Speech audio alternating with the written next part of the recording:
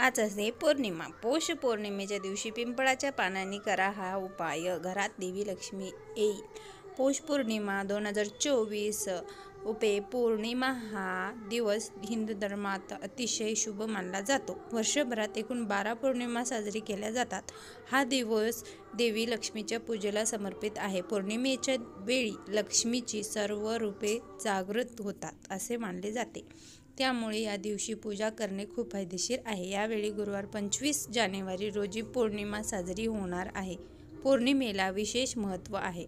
हिंदू दिनदर्शिकेच्या 1 वर्षात 12 पौर्णिमा साजरी केले जातात। हा दिवस लक्ष्मीला पूजनेत समर्पित आहे। पौर्णिमेच्या वेळी मातेची सर्व रूपे जागृत होतात असे मानले जाते। अशा स्थितीत या दिवशी देवीची विशेष पूजा करणाऱ्या भक्तावर धनाची देवी सदैव आपला आशीर्वाद ठेवत असते। यावेळी गुरुवारी 25 जानेवारी रोजी पौर्णिमा साजरी होणार आहे।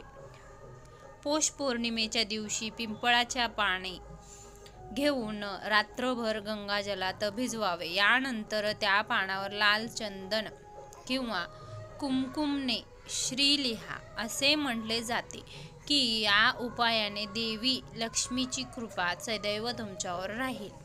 पिंपळाच्या पानावर कलवा बांधा।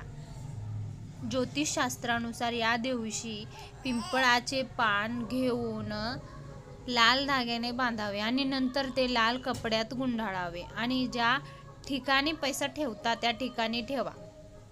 उपाय करताना लक्षात ठेवा की देवी लक्ष्मी माता जप मनात सतत चालू ठेवावा। पौर्णिमेच्या दिवशी पिंपळाचे पान घेऊन त्यावर अत्तर लावावे। यानंतर त्या पानावर देवी लक्ष्मीचा ओम श्रीम श्रीम कमलाय प्रसिद्ध श्रीम ह्रीम श्रीम ओम महालक्ष्मीये नमः मंत्र भक्तीने लिहावा। या मंत्राने तुमच्या तिजोरीत ठेवावे।